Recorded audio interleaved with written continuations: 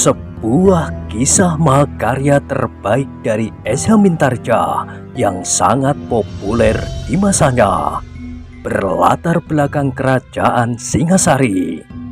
Dengan bangga kami persembahkan kepada sahabat Permata TV tercinta semuanya, dengan judul Kisah Pelangi di Langit Singasari.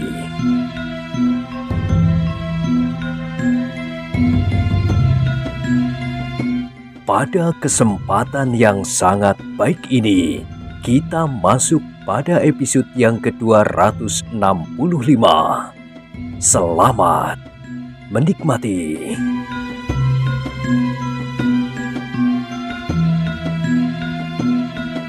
Pada episode sebelumnya telah diceritakan, Ken Arok sama sekali tidak terpengaruh ketika ia mendengar orang lain mengatakan tentang nasibnya. Bahkan ia muak apabila ia mendengar Bangu Samparan mengatakan nasibnya pula. Tetapi kini ia mendengar perempuan tua itu mengatakan pula bahwa nasibnya memang terlampau baik. "Kalau kau berusaha terus, Ken Arok," berkata perempuan tua itu, "maka kau akan sampai kepada tempat yang setinggi-tingginya yang kau inginkan." Tetapi kata-kata itu disambut oleh suara tertawa Panji Bawu dalam nada yang datar. "Oh, ajari saja anak itu untuk bermimpi." Kemudian kepada Ken Arok ia berkata, "Mimpilah anak manis. Kau akan dibawa melambung tinggi oleh nasibmu yang baik. Mungkin kau dapat menjadi seorang akuwuh. Siapa tahu bahwa kau akan dapat mendesak kekuatan Maharaja Kediri dan menggantikannya kelak." Kata-kata itu disambut oleh suara tertawa yang meledak. Panji Bawu, Panji Kuncang, Panji Kunal, dan bahkan kemudian Panji Kinengkung pun keluar lagi dari pintu rumahnya. Katanya, Kalian menjadi terlampau bergembira hari ini." "Tidur saja kau anak malas," sahut Panji Bawu. "Kami sedang bermain-main."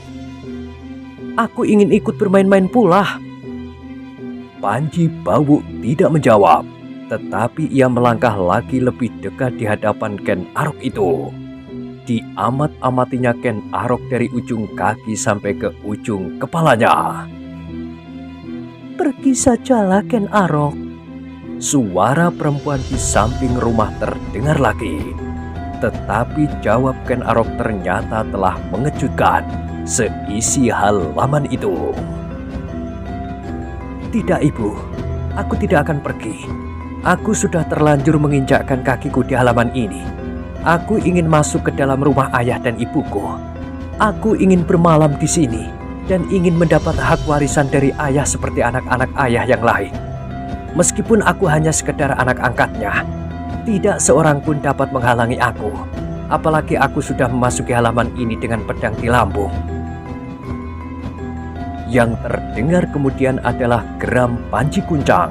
Selangkah ia meloncat maju sambil berteriak, "Setan alas, ayo cabut pedangmu, aku akan membunuhmu."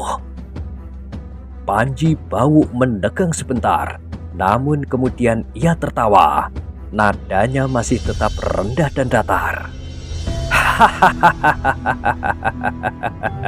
"Oh, anak ini benar-benar tidak tahu diri. Disangkanya bahwa karena ia seorang prajurit, maka ia pasti akan mampu menyelesaikan semua masalah dengan pedangnya." Ken Arok terdiam, dikatupkannya bibirnya rapat-rapat. Terhadap Panji Kuncang ia telah menemukan cara yang sebaik-baiknya untuk melawan. Agaknya anak kedua ini lebih cepat marah dan kehilangan kesabaran. Tetapi agaknya anak yang pertama ini justru jauh lebih berbahaya dari saudara-saudaranya yang lain. Ternyata bukan saja kedua orang anak-anak Bangu Samparan yang terbesar saja yang mendekati Ken Arok, Tetapi kedua saudaranya yang lain, yang masih terlampau muda itu pun datang mengerumuninya. Wajah-wajah mereka telah menjadi tegang oleh kemarahan yang memuncak. Tetapi Ken Arok masih tetap berdiri tegak di tempatnya. Ia sama sekali tidak bergeser setapak pun. Pandangannya masih tetap lurus ke depan dan dadanya masih tetap tengadah. Sikapnya memang agak berpengaruh juga atas keempat anak-anak Bangu Samparan itu. Namun di samping itu, kemarahan mereka pun menjadi semakin menyala pula. Ken Arok bagi mereka adalah seorang yang teramat sombong. Karena itu, maka mereka harus menghajarnya dan bahkan mereka tidak lagi akan menggekang diri seandainya senjata-senjata mereka yang akan berbicara. Di antara keempat saudara itu, Kuncanglah yang hampir tidak lagi dapat mengekang dirinya. Namun sikap yang demikian sama sekali tidak berpengaruh apapun kepada Ken Arok yang mendapat perhatiannya. Yang paling tajam justru Panji Bawu yang kelihatannya masih tenang-tenang saja dan bahkan tersenyum-senyum. "Apakah kau benar-benar ingin melawan kami, Kakang?" bertanya Panji Bawu itu. Ken Arok tidak segera menjawab. Ditatapnya mata Panji Bawu itu tajam-tajam, seolah-olah ingin melihat sampai ke pusat otaknya. "Aku memang berharap demikian," berkata Panji Bawu itu pula. "Sudah agak lama kami tidak berkelahi melawan seseorang yang agak berarti untuk memanaskan badan kami. Karena itu, kami sangat berterima kasih kepada ayah yang telah membawa kau kemari." "Panji Bawu," terdengar suara perempuan tua di samping rumah. "Aku minta kau tidak akan berbuat demikian kepada Ken Arok. Terserahlah apa yang akan kau lakukan terhadap orang lain, tetapi tidak kepada keluarga sendiri." Panji Bawu tertawa. "Hanya orang gilalah yang bersedia menerimanya lagi di dalam keluarga ini. Ia sudah cukup membuat kami marah dan mendendamnya. Di saat-saat yang lalu, tiba-tiba kini ia datang dengan penuh kesombongan. Apakah kami harus membiarkannya?" "Aku minta maaf untuknya," berkata perempuan itu lagi. "Tutup mulutmu." Tiba-tiba terdengar suara dari balik dinding rumah. Suara perempuan pula. Suara ibu Panji Bawu. "Sudah aku katakan, itu adalah urusan anak-anak. Biarlah diselesaikan oleh anak-anak." Perempuan tua itu mengerutkan keningnya yang telah berkerut-kerut. Namun ia mencoba menjawab. "Aku hanya mencoba melerai perselisihan di antara anak-anak." "Persetan dengan anakmu itu." "Sudahlah," potong Panji Bawu dengan tenangnya. "Jangan kau pedulikan lagi anak ini. Ia akan terjerumus ke dalam lubang yang telah digalinya sendiri. Kita tidak usah banyak berbicara," geram Kuncang. Kemudian sambil menunjuk ke bawah sebuah rumpun bambu, ia berkata, "Di sana, kami kuburkan 2 orang penjudi muda yang mencoba melawan kami. Mereka sombong seperti kau. Kami berkelahi. Ternyata senjata-senjata kami tidak mau memaafkannya." Dada Ken Arok berdesir mendengar kata Panji Kuncang itu. Tanpa sesadarnya ia berpaling. Di muka halaman ini membujur sebuah lorong padukuhan. Bagaimanakah tanggapan orang-orang padukuhan ini apabila mereka tahu bahwa halaman ini adalah halaman pembantaian? Bukankah Ki Buyut Karuman sudah mengancam untuk mengusir mereka apabila mereka berbuat kejahatan lagi di dalam padukuhan ini? Tetapi lorong ini memang terlampau sepi. Lorong yang jarang sekali dilalui orang. Hanya orang-orang yang terpaksa sekali yang mau lewat di lorong di muka rumah Bangu Samparan. rumah yang mereka anggap sebagai rumah hantu. Nah, berkata Kuncang kemudian, kau akan menjadi orang ketiga yang akan berkubur di bawah rumpun bambu itu. Wajah Ken Arok menjadi semakin lama semakin tegang. Dipandanginya arah yang ditunjuk oleh Panji Kuncang, tetapi ia tidak melihat sesuatu. Tanah itu masih tetap rata. Tetapi ketegangan wajah Ken Arok itu semakin meningkat ketika ia mendengar Panji Bau berkata, tidak Kuncang, karena anak ini adalah saudara tua kita, maka ia tidak akan kita kuburkan di bawah rumpun bambu itu. Kita masih harus menghormatinya. Aku ingin membuat anjang-anjang bagi mayatnya nanti. Kita letakkan saja di halaman belakang, di atas pohon kayu kembang. Biarlah dagingnya menjadi makanan burung-burung gagak. Sejenak mereka yang mendengar pendapat anak tertua Bangu Samparan itu terdiam. Namun kemudian terdengar suara tertawa Ki Nengkung meledak.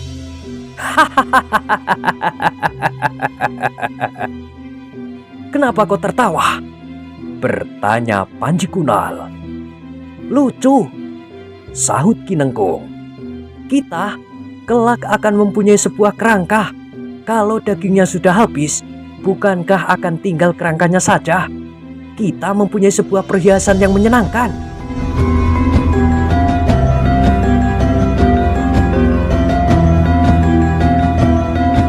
Panji Kunal pun tersenyum pula.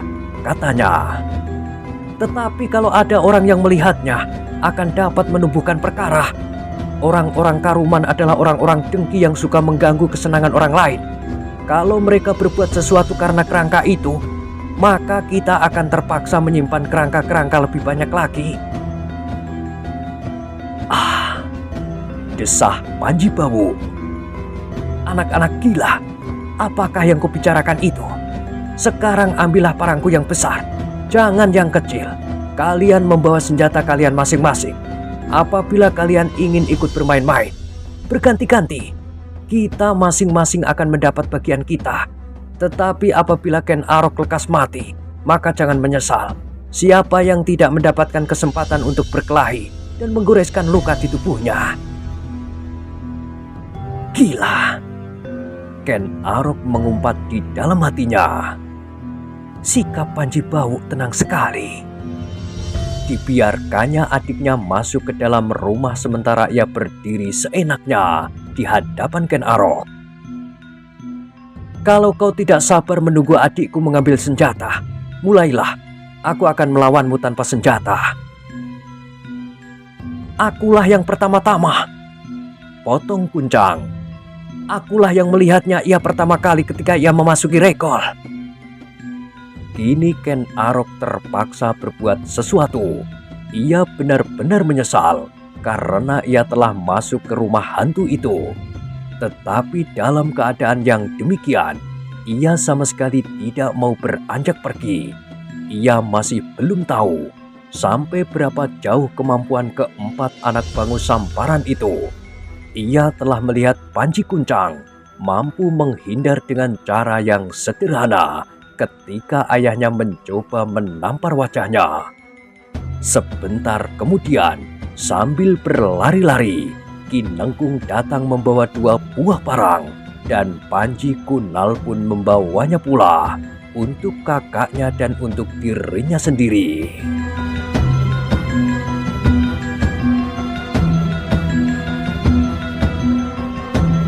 Aku akan mencoba senjataku ini, desis Panji Kunal. Ia memegang sebuah tombak pendek yang ujungnya berkait. Ken Arok berdiri tegak seperti sebuah patung. Ia menjadi heran melihat sikap anak-anak Bangu Samparan. Agaknya mereka benar-benar menganggap dirinya permainan yang mengasihkan. Apakah kemampuan mereka jauh melampaui ayahnya?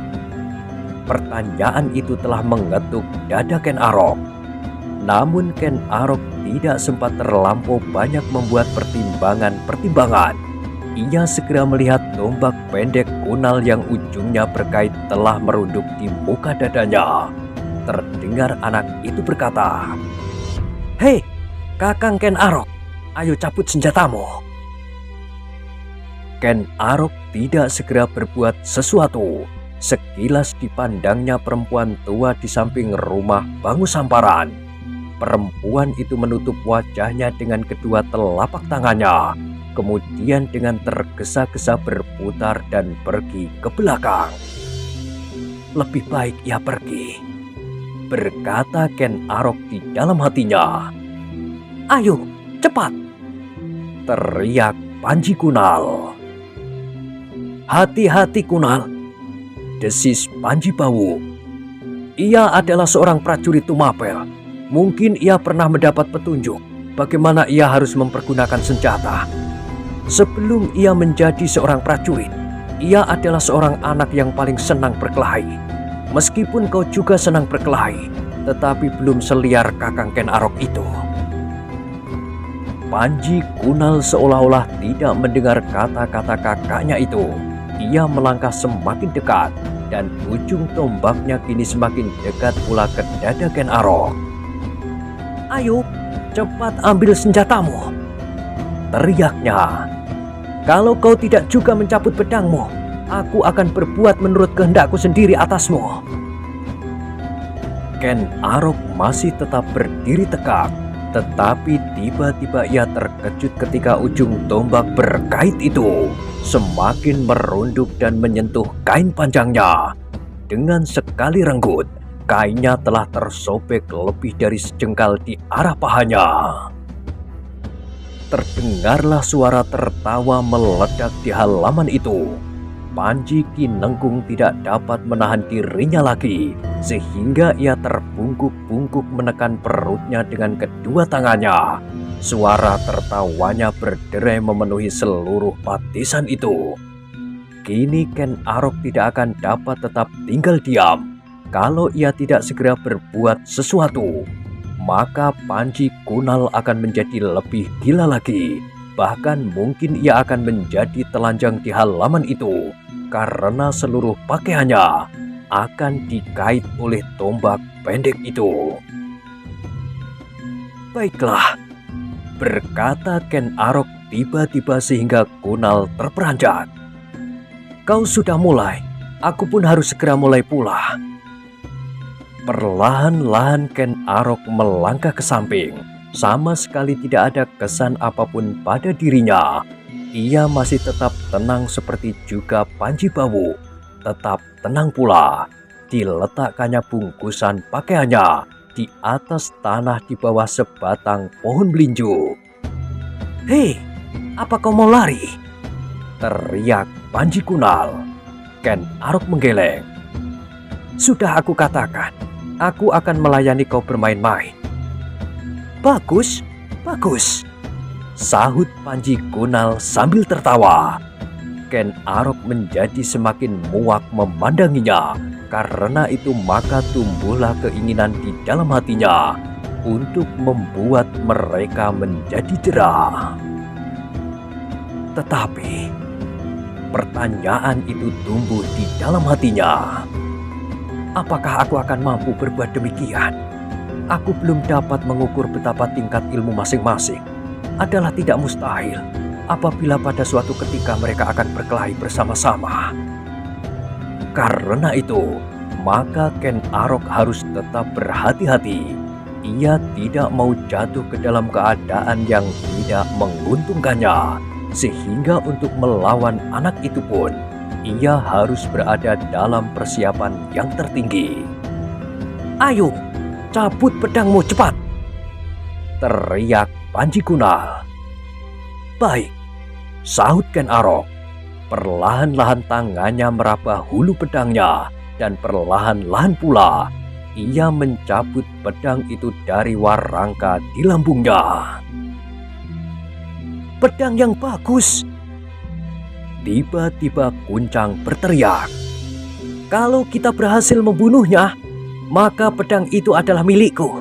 Akulah yang pertama-tama melihat ia memasuki regol ini." Ken Arok berdesah di dalam hatinya. Agaknya Kuncang telah sampai pada maksud itu. Membunuh. Sebenarnya membunuh. Tidak, teriak Panji Kunal. siapa yang berhasil membunuhnya lah yang akan memiliki pedang itu. Kalau begitu, akulah yang akan berkelahi lebih dahulu. Potong Kinenggung. Supaya akulah yang berhasil membunuhnya. Dengan demikian, pedang prajurit itu akan menjadi milikku. Jangan berebut dahulu.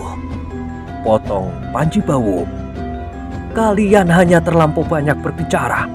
Aku yakin bahwa Ken Arok tidak akan dengan senang hati menyerahkan lehernya. Nah, sekarang Kunal, mulailah. Hati-hatilah. Aku ingin melihat bagaimana ia menggerakkan pedangnya yang bagus itu, supaya aku dapat menilai siapakah kira-kira yang akan dapat membunuhnya. Panji Kunal mengangguk-anggukkan kepalanya. Baiklah, katanya. Ken Arok yang sudah semakin muak melihat anak-anak Bangu Samparan itu pun segera bersiap. Ia tidak mau memandang lawannya terlampau rendah, meskipun masih cukup muda. Ia menyadari bahwa sikap yang demikian kadang-kadang dapat menyesatkan seseorang ke dalam kekalahan. Karena itu, ketika Kunal mendekatinya dengan tombak pendeknya itu, maka segera ia pun bersiap. cepat Kunal, teriak Kuncang yang tidak sabar lagi. Panji Kunal menarik nafas dalam-dalam. Kemudian dengan cepatnya ia meloncat langsung menyerang Ken Arok. Mata tombaknya mematuk ke dadanya seperti paruh burung Raja Wali yang menyambar dari udara. Tetapi Ken Arok telah siap. Dengan sigapnya ia meloncat ke samping menghindari serangan itu. Dan seperti yang telah diduganya, Kunal pasti akan mempergunakan kaitan tombaknya itu ketika ia menarik tombak itu. Dan ternyata dugaannya itu benar. Kunal memutar tombaknya dan mencoba mengait pelipis Ken Arok pada saat ia menarik tombaknya. Tetapi tombak berkait itu sama sekali sudah tidak mengejutkan lagi bagi Ken Arok. Dimiringkannya kepalanya sedikit dan kait pada ujung tombak itu meluncur di samping keningnya. Panji Kunal menggeram. Ternyata serangannya sama sekali tidak berhasil menyentuh lawannya. Ia ingin melihat darah yang segera memancar dari pelipis Ken Arok. Tetapi Ken Arok berhasil menghindarinya. Panji Kunal yang masih muda itu segera memperbaiki sikapnya itu. Tombaknya bergetar secepat getar jantungnya. Beberapa langkah ia berputar, mencari kesempatan untuk menyerang lagi. Ken Arok pun telah mempersiapkan dirinya pula. Tetapi ia harus memperhitungkan pula orang-orang yang tidak sedang terlibat dalam pertempuran. Ken Arok tidak dapat mempercayai mereka sepenuhnya. Bahkan mereka akan berkelahi secara jantan sepenuhnya. Dalam kesempatan yang tidak terduga-duga, dapat saja salah seorang dari mereka menyerangnya dengan licik. Apalagi apabila salah seorang dari mereka mengalami kekalahan.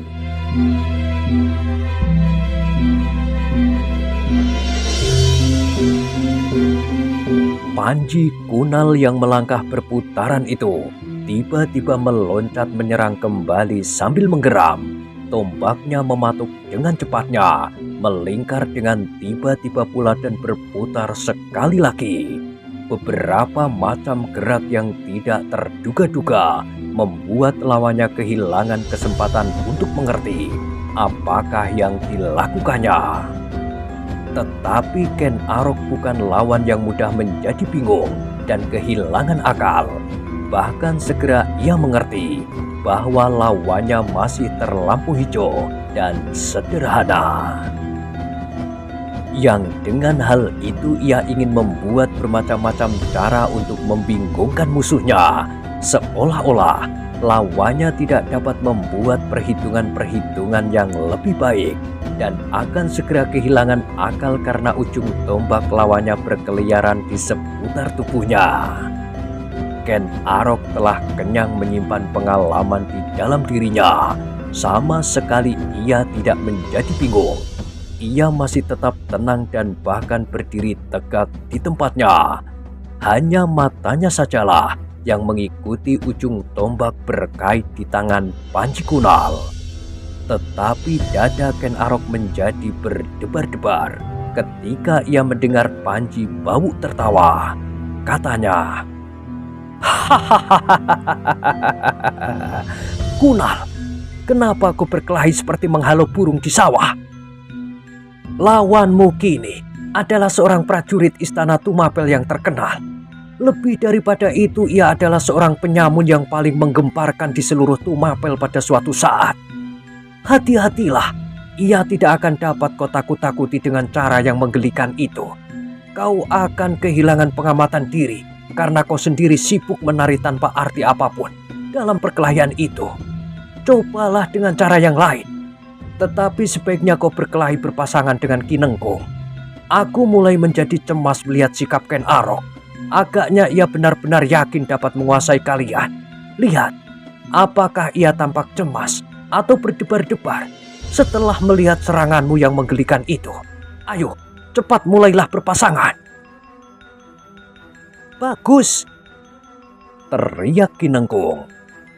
"Aku ikut." Tetapi Panji Kunal menjadi kecewa. Katanya, "Aku ingin membunuhnya sendiri, Kakang. Sendiri tanpa Ki Nengkung." "Jangan terlampau sombong," jawab Panji Bawu. "Kalau Ken Arok bersungguh-sungguh, maka kaulah yang akan terbunuh." "Tidak, aku akan membunuhnya." "Jangan keras kepala." Kemudian kepada Ki Nengkung ia berkata, "Ayo cepat, masuklah ke gelanggang." Tetapi Ki Nengkung menjadi ragu-ragu. Agaknya Kunal tidak begitu senang apabila ia ikut membantunya.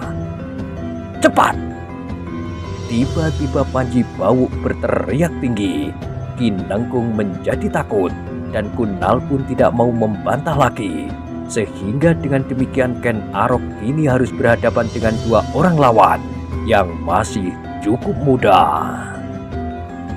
Namun dengan demikian Ken Arok mendapat gambaran bahwa keempat anak Bangu Samparan itu benar-benar ingin mempermainkannya dengan segala cara. Tetapi juga tidak mustahil bahwa akhir dari permainan itu adalah kematian yang sebenarnya baginya pula apabila ia tidak berhasil membela dirinya sebaik-baiknya. Tetapi meskipun demikian, betapa kemarahan menyala di dada Ken Arok, ia masih tetap tidak kehilangan akal. Dengan demikian, maka ia masih tetap menekan sedalam-dalamnya nafsunya untuk membunuh. Ia masih tetap menyadari dirinya.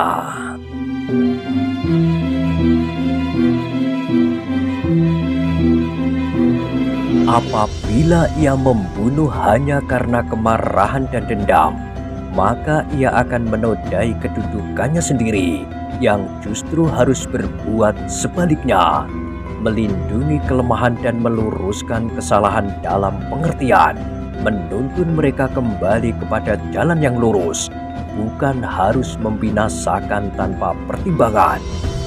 Melawan kedua kakak beradik yang terkecil dari saudara-saudara anak Bangu Samparan itu pun, Ken Arok tidak menjadi waringuten dan bermata gelap.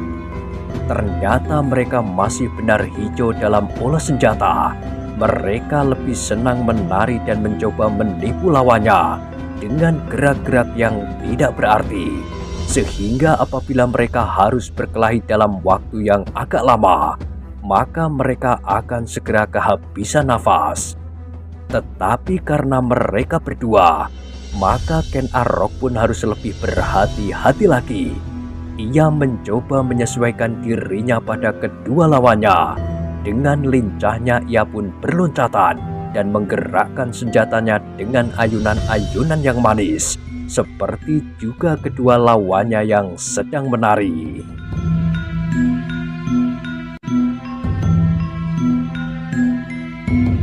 Sekali-kali senjata mereka memang berbenturan, tetapi sama sekali tidak menumbuhkan tekanan-tekanan yang berarti.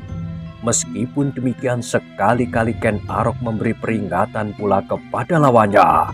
Ujung pedangnya kadang-kadang berhasil menyentuh pakaian Kunal dan Ki Nengkung itu, bahkan kemudian kulitnya. Setan alas! Kadang-kadang Ki Nengkung yang masih terlalu muda itu mengumpat. Geraknya menjadi semakin cepat dan lincah. Namun dalam tanggapan Ken Arok, ia pasti akan segera kehabisan tenaga. Justru karena lawan-lawannya itulah, maka kemarahan di dalam dada Ken Arok menjadi reda. Ia benar-benar tidak sampai hati untuk melukai lawannya yang masih belum dapat berbuat terlampau banyak dengan senjata-senjata mereka yang garang. Tetapi apakah demikian juga kedua kakak-kakaknya yang terbesar itu? Ken Arok bertempur sambil berteka-teki di dalam hatinya. Sekali-kali ia mencoba memandang wajah Panji Kuncang yang tegang dan Panji Bawu yang tersenyum-senyum. Ia tidak segera dapat mengerti apakah yang bergolak di dalam dada kedua orang itu. Tetapi menilik sikapnya, maka mereka berdua mempunyai tanggapan yang berbeda atas kedua adik-adik mereka yang sedang berkelahi.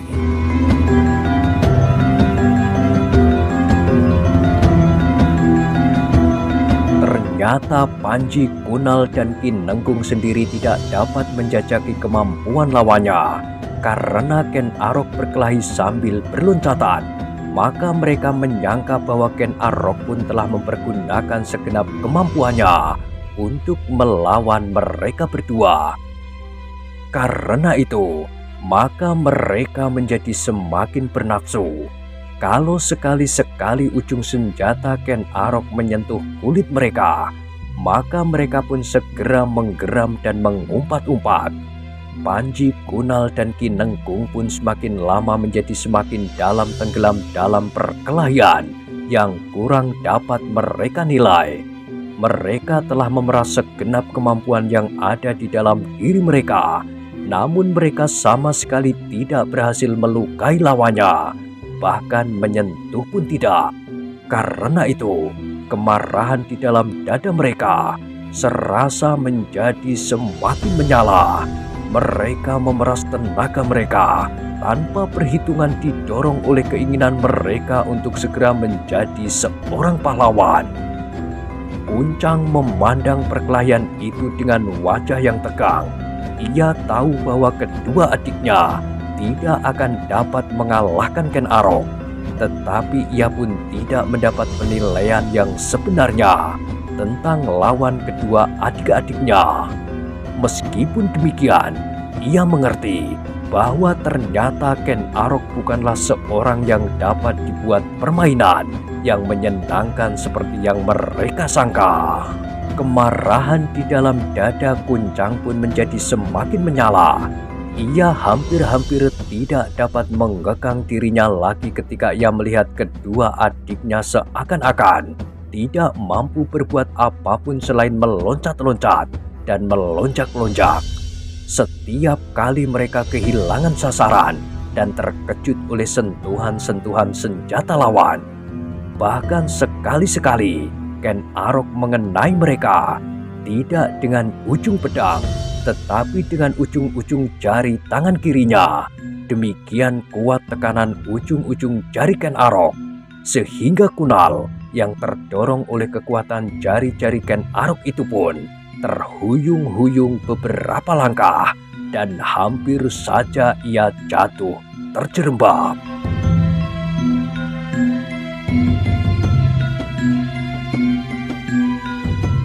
Nah, bagaimanakah kisah selanjutnya? Silahkan ikuti terus kisah Pelangi di Langit Singasari pada episode berikutnya.